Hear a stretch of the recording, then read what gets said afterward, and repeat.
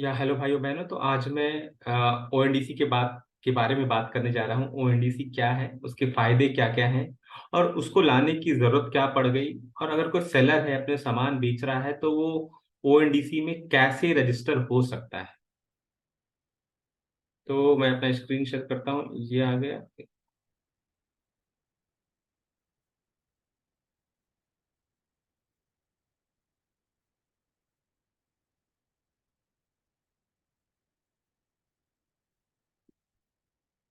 तो ओएनडीसी में मेनली दो प्लेयर्स होते हैं, एक बायर होता है और एक सेलर होता है। तो बायर वो है जो कि सामान खरीद रहा है, वो एक मतलब एक नॉर्मल आदमी, जैसे कि मैं शर्ट खरीद रहा हूँ, मैं ग्रोसरी का आइटम खरीद रहा हूँ, मैं प्लेन की टिकट बुक करा रहा हूँ, या फिर मुझे मूवी का टिकट लेना है। तो वो सब कुछ बायर में आ गया। यहाँ तक कि जो बी टू बी, जो बल्क में ले रहा है सामान, मेरा कुछ मैन्युफैक्चरिंग है, कोई कंपनी है मेरी, मैं बल्क में कोई सामान खरीद रहा हूँ, तो वो सब कुछ बायर्स हो गए। दूसरा हो गया सेलर, जो कि सामान बेच रहा है, चाहे वो शर्ट बेच रहा हो या फिर फर्नीचर का आइटम बेच रहा है, कोई रेस्टोरेंट्स वाला है तो वो अपने फूड आइटम्स बेच रहा हो, या फिर कोई ऑनलाइन एजुकेशन का आइटम बेच रहा हो। तो जो भी बेच रहा हो, या फिर बी टू बी सामान बेचता है बल्क में, होलसेलर हो, तो वो सारे सेलर्स में आ गए। तो दो जो मेन पार्टीज हैं ओएनडीसी को, जो ओएनडीसी जो कनेक्ट कर रहा है, ओएनडीसी मतलब open network for digital commerce. तो ओएनडीसी जो कनेक्ट करवा रहा है वो है बायर्स और सेलर्स, बट इसके अलावा और बहुत सारे पार्टीज हैं। ये दो मेन पार्टीज हैं जिसको डिस्कनेक्ट कर, और भी बहुत सारे पार्टीज हैं।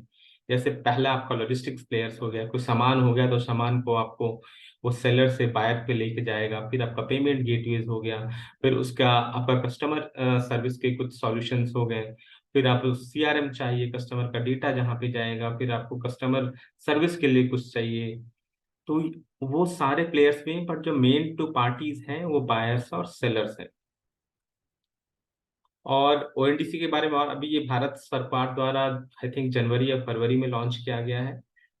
और ऑलरेडी बहुत सारे, पर्टिकुलरली जो अभी हैं होटल्स के या रेस्टोरेंट ओनर्स, ऑलरेडी 50,000 से ज्यादा रेस्टोरेंट ओनर्स ऑलरेडी ओएनडीसी पे ऑन बोर्ड कर चुके हैं।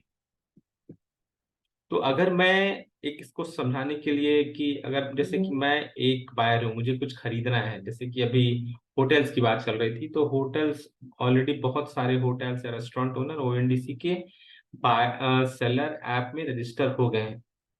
तो मान लीजिए अगर मुझे किसी रेस्टोरेंट से जो ओएनडीसी में रजिस्टर्ड है वहां से खरीदना है, तो मैं क्या करूंगा?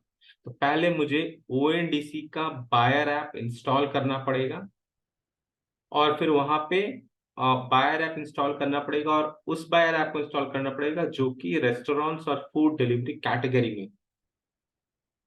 तो अगर मैंने ऐप इंस्टॉल कर लिया, उसके बाद मुझे सेलेक्ट करना है मैं क्या खाना चाहता हूँ, उसके हिसाब से आपको वो खाना और होटल आप वो सेलेक्ट कर लीजिए। डिलीवरी पार्टनर आप सेलेक्ट कर लें, फिर पेमेंट ऑप्शन आपको कैसे देना चाहते हैं वो सेलेक्ट कर लें, और फिर वो ट्रांजैक्शन कर दें।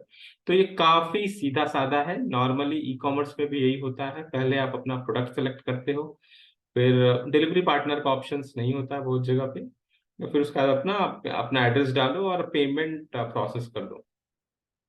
पर यहाँ पे एक चीज आ गई कि आपको पहले ओएनडीसी का रेस्टोरेंट्स या फूड फूड डिलीवरी का जो है बायर ऐप इंस्टॉल करना पड़ेगा। बहुत सारे कंपनीज हैं जो कि ओएनडीसी के फूड डिलीवरी के बायर ऐप में एक्टिव है, तो आपको ओएनडीसी के फूड डिलीवरी का बायर ऐप सर्च करना पड़ेगा, और वो जो भी कंपनी इसका फूड डिलीवरी का बायर ऐप कर रही हो उसे इंस्टॉल करना पड़ेगा। तो अभी क्या स्टेट है डिजिटल कॉमर्स की इंडिया में पर्टिकुलरली? तो अभी जो है 61.4 लाख करोड़ का ये मार्केट है। 2022 की डेटा था, अभी ये बढ़ गया होगा, पर 2025 तक ये ये लगाया जा रहा है कि 154 लाख करोड़ का ये इतना बड़ा मार्केट हो जाएगा, मतलब ये डबल से भी ज्यादा हो जाने वाला है। अगर हम इसकी भारत की तुलना दूसरे देशों से करें तो ई रिटेल की जो है कोरिया में 26% है, चाइना में 25% है, यूके में 23% है, और इंडिया में जस्ट अभी 4.3% है। तो अगर हम दूसरे दूसरे देशों से तुलना करें तो ये अभी काफी कम है। और अगर हम बेसिक इंफ्रास्ट्रक्चर देखें जो कि डिजिटल कॉमर्स और के लिए चाहिए होता है, एक है तो ब्रॉडबैंड स्पीड। इंडिया में चीपेस्ट ब्रॉडबैंड है और लगभग 4G पूरे इंडिया को कवर कर चुका है। सेकंड होता है पेमेंट प्लेटफॉर्म्स। तो हमारे पास वर्ल्ड का बेस्ट पेमेंट प्लेटफॉर्म्स है। इवन लॉजिस्टिक्स के क्षेत्रों में बहुत सारी अच्छी कंपनी है जो कि जो पूरे इंडिया को कवर कर चुकी हैं। ये करंट स्टेट है। अब हम चैलेंजेस पे जाते हैं कि क्या क्या करंट चैलेंज है अगर हम ओएनडीसी को हटा दे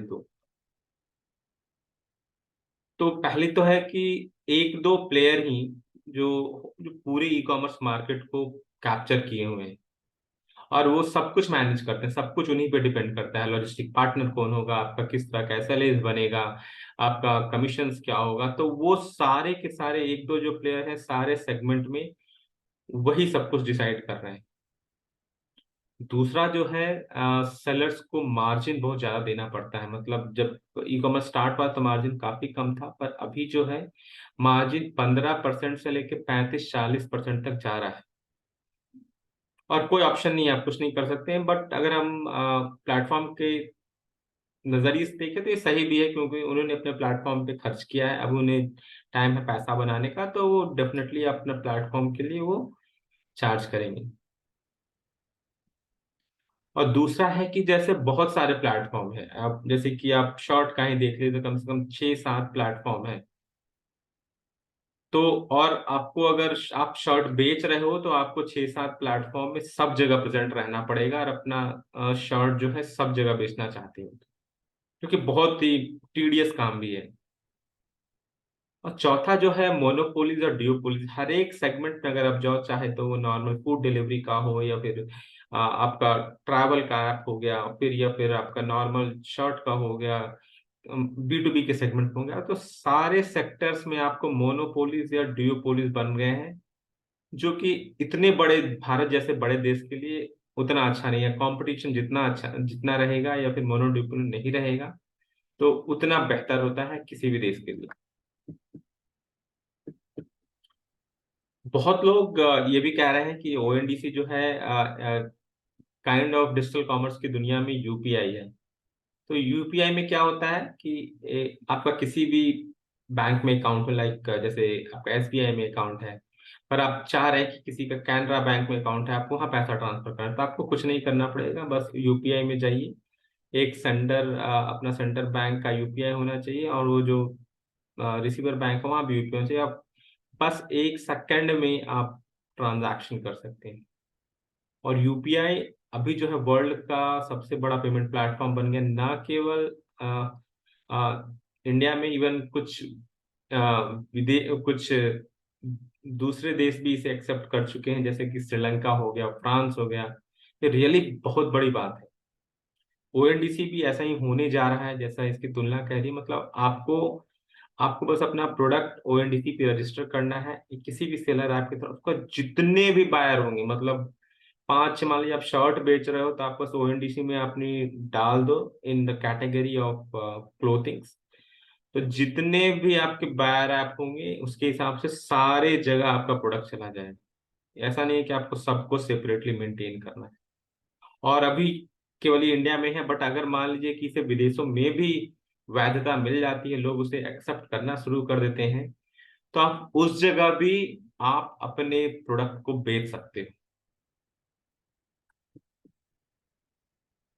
तो अब देखिए, मैं बेनिफिट्स बताता हूँ बायर्स की। अगर मैं एक बायर हूँ, मुझे आटा खरीदना है, तो मुझे आटे खरीदने के लिए अगर आप करेंटली जाओ तो 4-5 तो ऐप हैं ही जो कि आटा बेचते हैं, तो आपको सब में जाना पड़ेगा। सारे अगर ऐप में देखते हो तो सारे ऐप को डाउनलोड करेंगे, और वेब में कर रहे हो तो आपको डिफरेंट 5-6 टैब खोलने पड़ेंगे, और फिर आपको अलग अलग से जाके सबका प्राइस कंपैरिजन करना पड़ेगा, तब आप जाके आटा आपको बेस्ट आटा मिलेगा at the best price with customer reviews, मतलब जो बेस्ट कस्टमर सर्विस।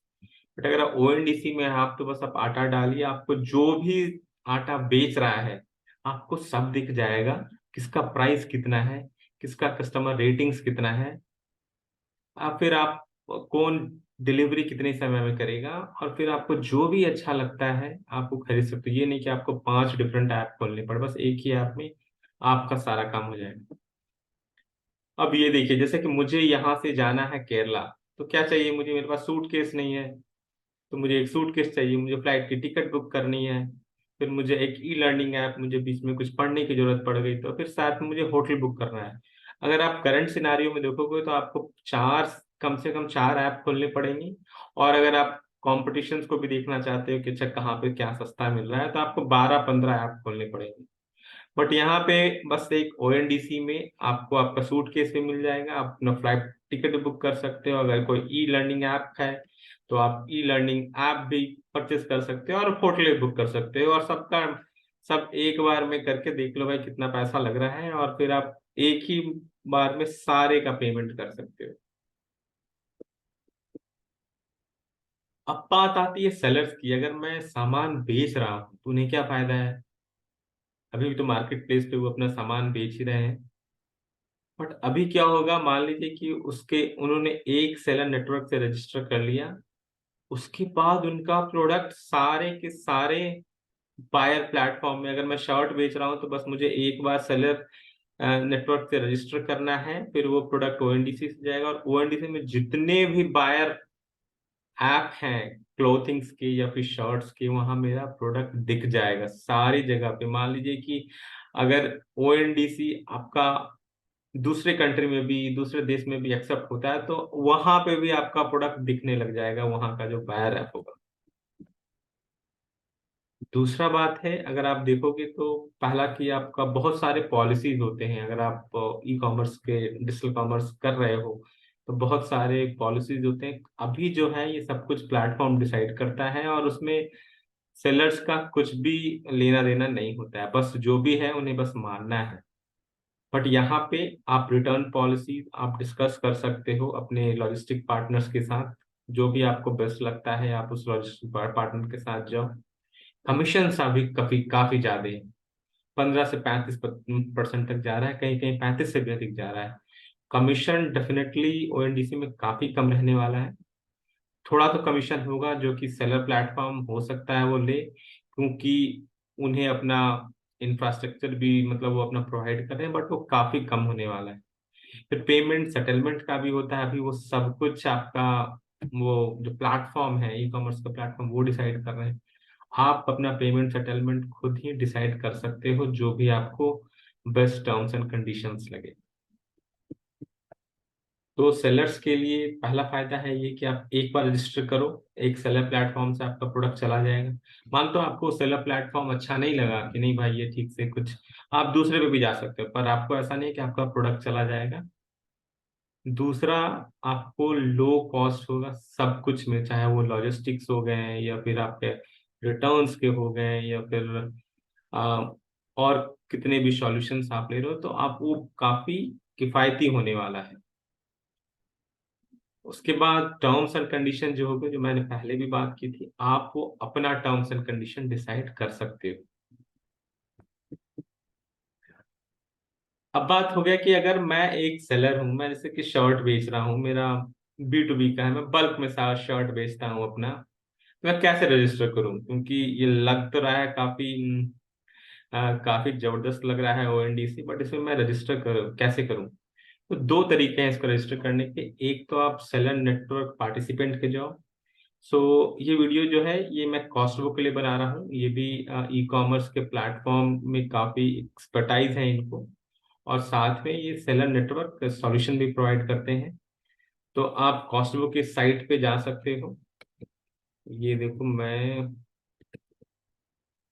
आप कॉस्ट बुक यहाँ पे साइट पे जाओ, यहाँ पे डेमो रिक्वेस्ट का फॉर्म है, आप अपना नाम फिल कर दो, यहाँ पे ईमेल एड्रेस डाल दो, फोन नंबर डाल दो, ब्रांड, फिर बिजनेस टाइप क्या है, कैटेगरी क्या है, और आपको किस समय पे कॉल कर सकते हैं। जैसे ही आप ये सारी डिटेल्स डालोगे, ये आपका रिक्वेस्ट कॉस्ट बुक पे रजिस्टर हो जाएगा। और फिर आप जो उनकी कस्टमर सर्विस के रिप्रेजेंटेटिव आपको कॉल करेंगे, और फिर अपना मतलब फिर आपको कॉस्ट वो हेल्प करेगा आपको एज ए सेलर रजिस्टर करने में, आपके रजिस्टर करने में ओएनडीसी पे। पर कॉस्टको की जरूरत क्या है? इसकी जरूरत इसलिए है, या फिर कॉस्टको जैसे सेलर प्लेटफॉर्म को कि आपको सेलर के साथ बहुत कुछ चाहिए होता है। पहले आपको लॉजिस्टिक्स के बहुत सारे इंटीग्रेशंस करने पड़ेंगे, लॉजिस्टिक्स पार्टनर के साथ होना चाहिए। आपको एक सीआरएम मिलेगा जहाँ पे आप देख सकते हो कौन ट्रांजैक्शन हुआ, कहाँ ट्रांजैक्शन हुआ। तो लॉजिस्टिक्स पार्टनर, सीआरएम्स, फिर आपका एनालिटिक्स, कितने कब क्या बिका, वो सारे डिटेल्स जो है आपको वो कॉस्ट वो देगा।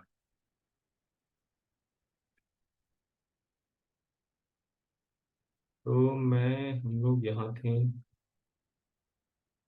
हम्म। दूसरा है कि आप डायरेक्टली भी ओएनडीसी के साइट पे जाके रजिस्टर करा सकते हो। पर यहाँ पे क्या है कि अगर आपके पास काफी टेक्निकल एक्सपर्टाइज है, बिकॉज यहाँ पे बहुत सारे आपको इंटीग्रेशंस करने पड़ेंगे, बहुत सारे टेक्निकल नॉलेज चाहिए ताकि आप ओएनडीसी के जो मेन नेटवर्क है उससे कम्युनिकेट कर सको। तो अगर आपके पास खुद टेक्निकल एक्सपर्टाइज है, बहुत बड़ी टीम है, तो आप खुद भी कर सकते हो। पर उसके लिए पर आपके पास टीम नहीं है बट आप करना अभी भी चाहते हो, तो टेक्नोलॉजी सॉल्यूशन प्रोवाइडर होते हैं जो कि आपको हेल्प करेंगे ओएनडीसी का का पूरा इंफ्रास्ट्रक्चर देने में। तो आप उनकी मदद लेकर भी आप डायरेक्टली ओएनडीसी पे रजिस्टर कर सकते हो। तो यहाँ पे मैं फिर बताना चाहूंगा, ओएनडीसी कॉस्टबो जो है फिर एक टेक्नोलॉजी सॉल्यूशन प्रोवाइडर भी है। तो वो आपको हेल्प करेगा सब कुछ, जो भी सॉल्यूशन चाहिए ओएनडीसी के लिए रजिस्टर करने में, वो सब कुछ आपको देगा। और ओएनडीसी पे आप खुद कैसे जा सकते हो, तो ये देखो ओएनडीसी का ये साइट हो गया। मैं ओएनडीसी के साइट पे चलता हूँ। यहाँ पे आप देखिए ONDC.org, ये गवर्नमेंट का साइट है। यहाँ पे हाउ टू ज्वाइन में आप जाके देखो, और इंट्रोडक्शन रोल सिलेक्शन देखो, सेल थ्रू एन ओएनडीसी। यहाँ पे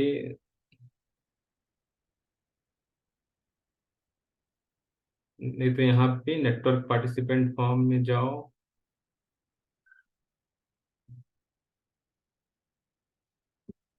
यहाँ पे आप अपना नाम डालो, ऑर्गेनाइजेशन का नाम डालो, यूआरएल डालो, फिर कब कब सारी डिटेल्स डालो,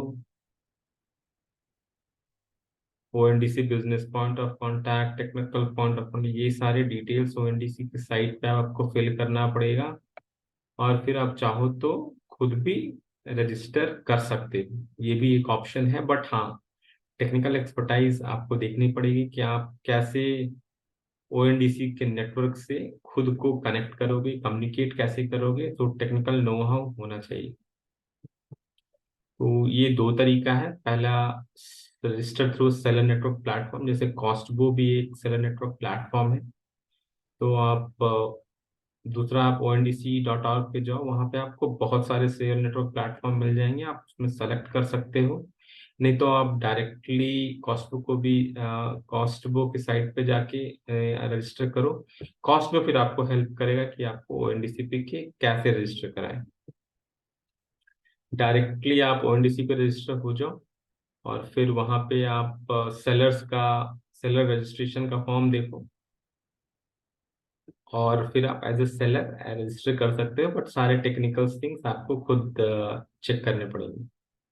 तो ये एक ब्रीफ वीडियो है जो कि मैंने ओएनडीसी के बारे में बताया। अगर आपको कोई भी दूसरी क्वेरी हो, कुछ भी और आप ओएनडीसी के बारे में जानना चाहते हो, तो आप इस वीडियो में कमेंट करें, या फिर आप डायरेक्टली ओएनडीसी की कस्टमर सपोर्ट में भी कॉल कर सकते हैं।